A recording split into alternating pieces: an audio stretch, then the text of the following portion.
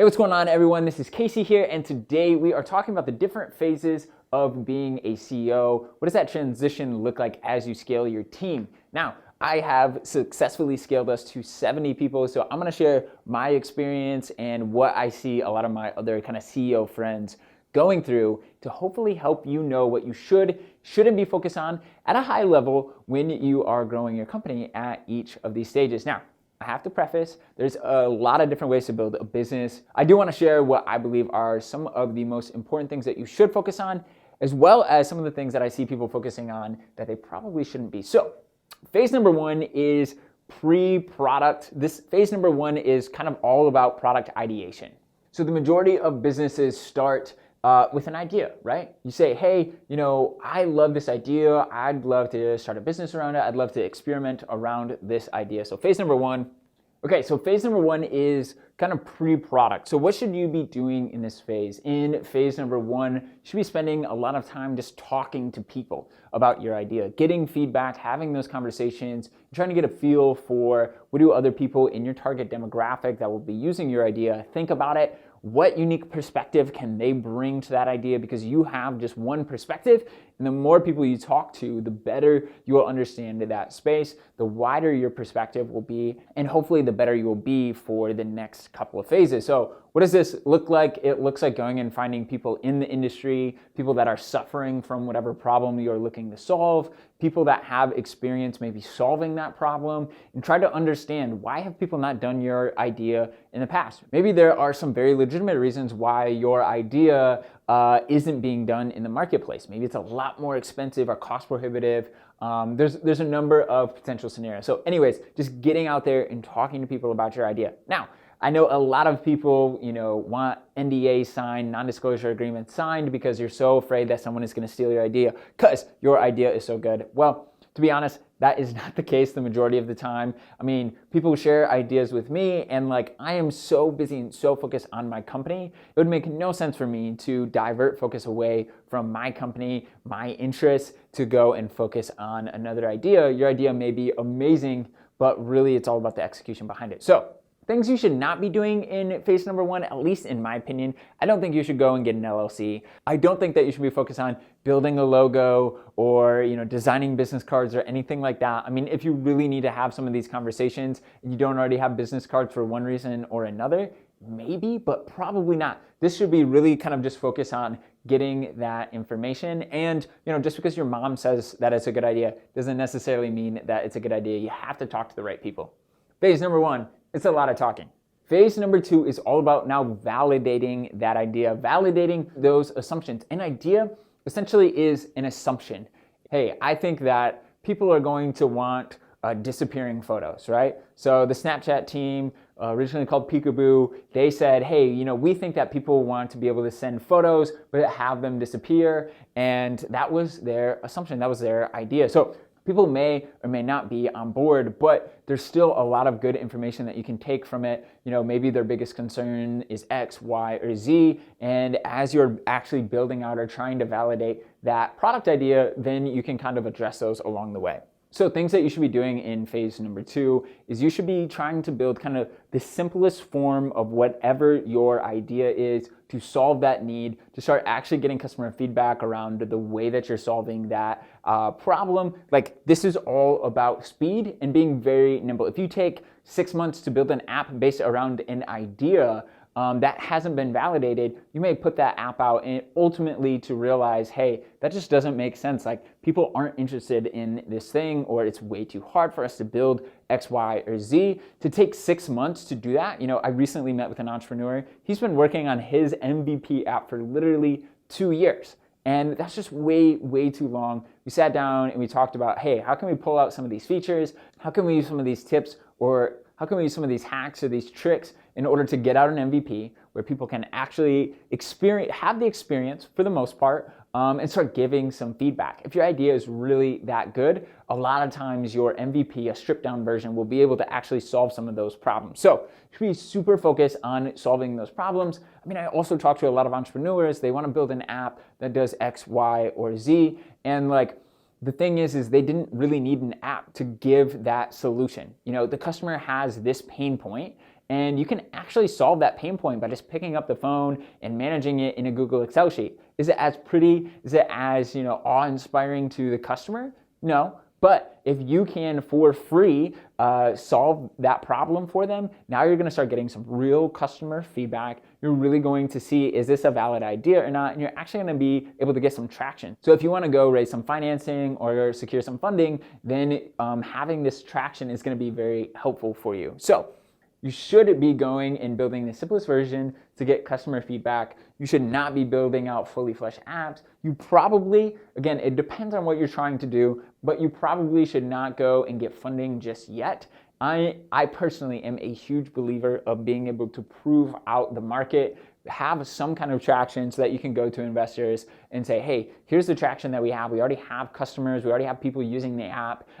Here's the experience. Here's what people are saying about it. They're just saying, hey, this is great, but I would use it a lot more, and I'd actually be able to share it if it was in app form. Hey, that's some validation around my idea. Now it's time for me to really go and build out this thing. Now, again, don't get me wrong. You may be in a business like Lime or Bird, for example. Like, you actually have to have a bunch of scooters. And so you might be able to validate the market a little bit, but it's very capital intensive to go and build all these scooters, put them out there. At least in my experience, I coded up a couple of websites in literally just a week. And then we started getting customers going through. Almost all of our service was done through email. So you couldn't even sign up for packages. Like, everything was done through email because we just wanted to prove it out. Another thing that you probably shouldn't be doing is you probably should not be charging people. In product idea validation, you should really be focused on just getting customers in or users in, and the best way to do that is offer it for free. So we offered a lot for free. We just wanted to prove our value. Honestly, in doing this, we got our users to go and share that with their friends and family. We really grew organically because we were offering great value. So our idea was validated. People were coming in, using it for free, loving it, so much so that they were telling their friends. So if even in MVP stage, you can get people to start sharing it with their friends and start getting some growth, that's when you know you're really onto something. Okay, phase number 3 is around scaling that idea.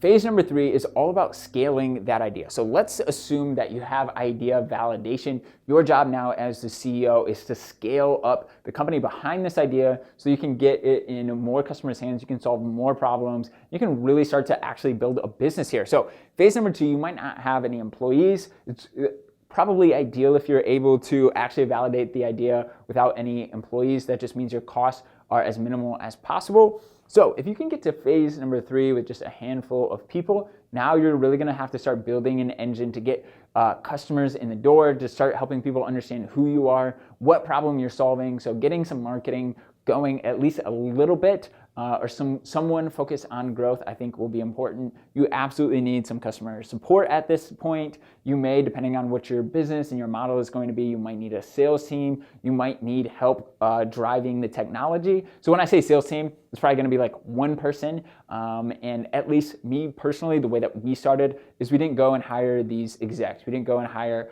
a big wig COO or a big salesperson or anything like that. We just found talented, scrappy people, and we went from 2 people to 10 people pretty quickly. But in scaling an idea, it's really important now. Okay, you've validated this idea, but in scaling, you need to start thinking a little bit further ahead. This phase 2 is all about, hey, is this even worth it? Phase number 3 is saying, hey, we're starting to get some traction. How can we continue to get more and more traction? How can we improve this experience for the customer? But also, where is this industry going? You need to start thinking about where are we going? What is kind of phase 2?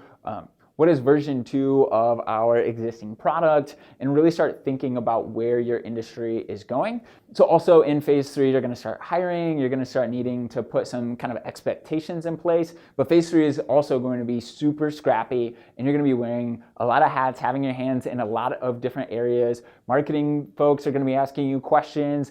Salespeople are going to be asking you questions. It's your job to make sure that the organization has what it needs, all 5, 10 people, It's your job to make sure that the culture is the way that it needs to be, but ultimately you have to focus on the customer and you have to focus on the solution for the customer. Okay, phase number 4, your job as the CEO, you've come away with a solution, you're scaling this idea so that it appeals to more people and can really solve their needs in the best way possible. And you're not gonna be as scrappy on your solution, you're gonna be focused on really solving that customer's needs. And phase number 4 is actually about scaling up that team. So you've scaled up the idea and now you really need to scale up the organization around it. All right, phase number 4 is all about scaling your team. So let's say that you have 10 people here in the scaling your idea phase.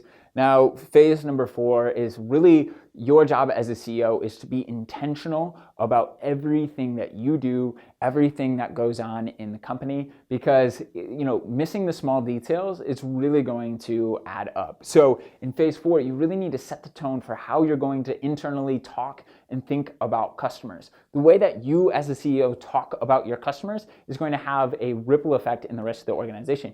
You talk badly about customers or how annoyed you are about this or that, internally you're telling people that that's okay. And setting the culture of how hard you're going to work, setting the culture for how you're going to treat other people, setting the culture for how frugal you're going to be with your money, setting the culture for being honest and candid and calling people out when things aren't going well, but rewarding people when things are. These are all very important pieces of actually scaling your team. And so again, you're not going to have necessarily like departments, but this is where you're going to want to start to prop up and enable individual people. Hey, this person in phase number 3 did a great job of kind of building marketing. Let's see how well they can do having 1 or 2 people on their team and actually, going and hitting our goals. It's your job here in phase 4 to start thinking more and more about the long term of the company. Where are you guys going? What are the goals here? And helping the rest of the team to make sure that they get that. Now, it's super important in all of these phases here, phases 1 through 4, that you as a CEO, you're not siloing yourself off from the rest of the team. At least my style is to be there right there with the team, help them to understand the challenges of the company, but the successes of the company, and what are the key things that are going to get you to that next level. So you should always know, here are the 5 things that we need to do really well in the next year to really succeed. Here's the 5 things that we need to do as a company in marketing, in sales, in product, in customer success to really scale and really take ourselves to the next level. That is what this stage is about. If you're not intentional, these things will really come back to bite you. And it's so important that you as a CEO are setting that culture of intentionality and whatever culture you want to build, that you're just being very intentional. Because if you leave it to its own devices, it is not going to go exactly the way that you want, and things are not going to end up the way that you hope for them.